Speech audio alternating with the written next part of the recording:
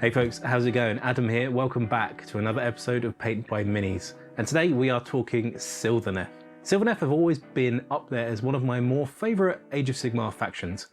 I don't know too much about the game or even the lore of the Sylvaneth themselves, but I think the model range is super cool. And sometimes that's enough to get you interested. Now, because I don't know much about the faction, whenever this happens and I pick up some models, I like to pick up the most basic unit type. So in this case, I've picked up a nice box of Dryads. Now, I have painted a few of these before, but I was never completely satisfied with what I got to. Definitely not enough to show in a video. So I've been doing an awful lot of test modeling. And the conclusion that I came to is that there's two really distinct ways that I like to paint these Dryads. The first way that I really like painting them is the classic method of contrast paints and dry brushing. Sylvaneth are one of the few model ranges that really take to dry brushing like super nicely. I swear they were designed for it. And the second way that I found that I like to paint them is heavy on the airbrush. Nice blends between dark and light brown tones culminating in a glowing face to really catch the eye. So first model up, and we are going to go for the contrast and dry brushing method. Now this is going to be a really speedy way of painting, and I have done a couple of Dryads in this style before, but they've never quite come out how I wanted them to. But I've made some tweaks, I've made some changes, I've updated some of my tools, and hopefully we can get this Dryad looking pretty good and with not much time spent on it at all. So if you're one of those people who just wants to get your models on the table to play with them, I think this is going to be the technique for you.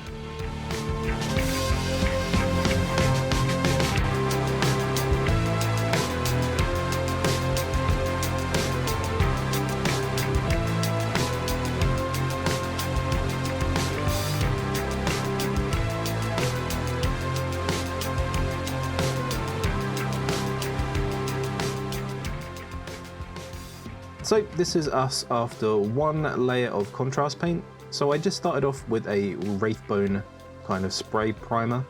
I then just did a layer of Cygor Brown, thinned down 50-50 with water. Normally I don't thin down contrast paints with water because, as you can see, it's looking quite tea stained at the moment. But this is actually the effect that I want, and this is why we use the water. So this is layer 1. And yeah, it's looking a bit patchy, but I think a couple more and it's really going to build up some depth to it. And it's already looking quite a lot like some bleached worn wood. So this could be a good look, but I'm going to do a couple more coats and we'll see where we stand.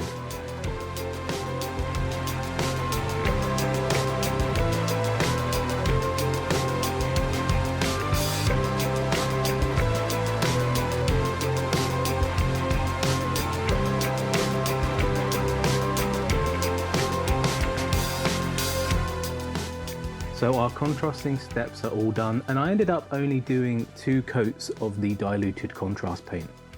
I think they are a great tool for things like this, where you want a nice uneven looking surface that makes it look very natural. And of course, and most importantly, nice and quick. So to finish off the paint job, we are going to apply a nice dry brushing highlight.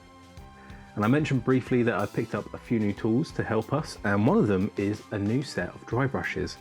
And here's the secret, they're not actually dry brushes, they are just cheap makeup brushes off of Amazon.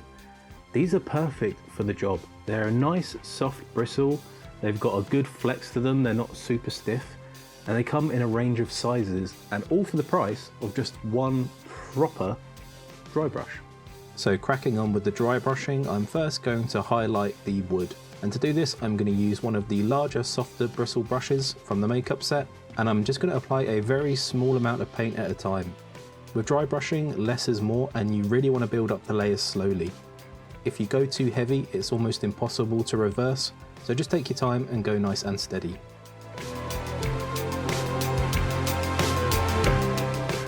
I've now swapped out to one of the smaller and firmer bristle brushes from the makeup set, and I'm going to use this to dry brush some white directly onto the face. I want this area to be glowing, so for now we're setting up with some white, using a dry brush to fade the white paint into the brown wood.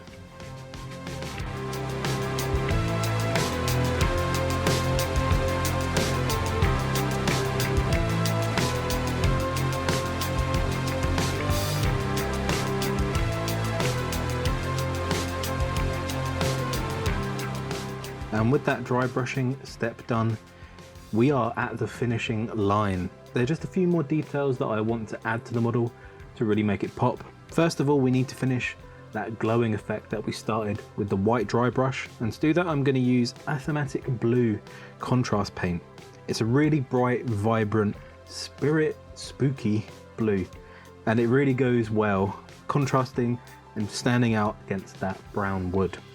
And then just to add a few more details to the model with basically zero effort, we're going to use another contrast paint. We're going to use Militarium Green, and that's just going to go on any of the leaves that are dotted around the model. I'm really happy with how this is coming along, and I can't wait for you to see the finished product.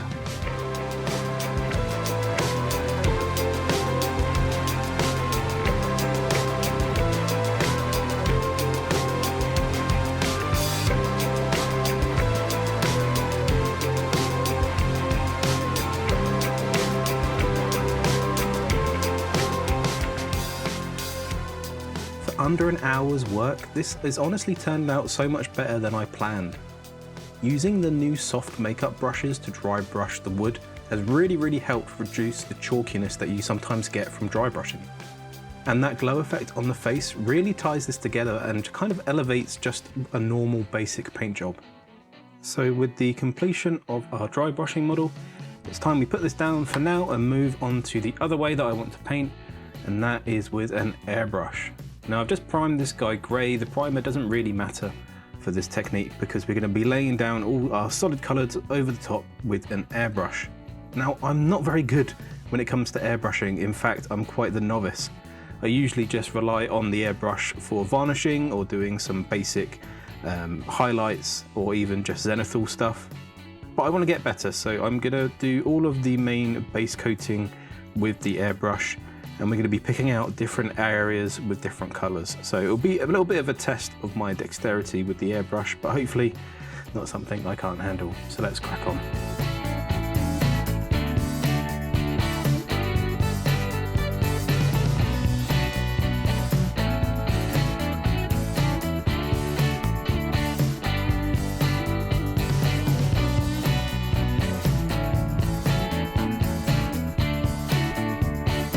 So I ended up going with a 50-50 mix of Doom Ball Brown and Rhinox Hide for the main brown tone. I've then done just normal black on the extremities and a highlight of Bane Blade Brown on the most raised areas. The reason why I'm painting like this will come apparent a bit later on, but for now I feel like I've lost a little bit too much of the brown mid-tone in the black and Bane Blade Brown highlights. So I'm just going to go back with a 50-50 mix of the original colour just to touch up some of the transition areas.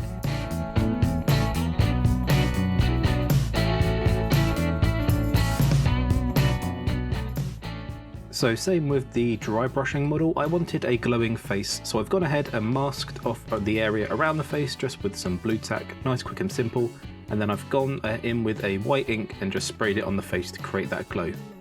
So I'm really chuffed how this has turned out. The last couple of test models I've done with the airbrush, I've not been completely happy with the transitions, especially in the black areas, but for this I think it's worked really well. To round out the model, we're going to go back in with some more contrast paints. We're going to do the same glowing effect on the face with the Athematic Blue contrast. I'm also going to come in and do some work on the leaves of the models. I'm going to do a little more than just the Militarium Green contrast. I'm going to first put down a layer of Nurgling Green and then do Militarium Green over the top just to make them catch the eye a little bit more.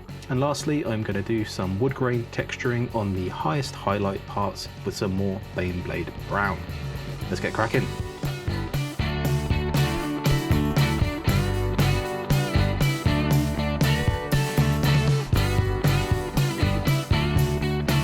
And now you can see why I've chosen the colour scheme that I have with this airbrush. It's a neat little trick for speed painting.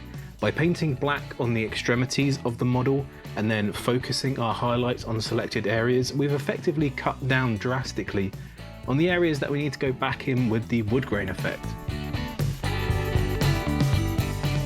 So there we have it, folks, both models are now completed. Now of course I didn't do two techniques to directly compare them against one another. Obviously the airbrush looks very different to the dry brush, and so it should. These aren't the same techniques and you're not going to get the same looking model doing the both of them, but I think they both shine in their own different ways. Please let me know in the comments below which one do you think is your favourite, and if you are going to give any a go, I would love to see them. Thank you very much for watching, and I will see you all again in the next video.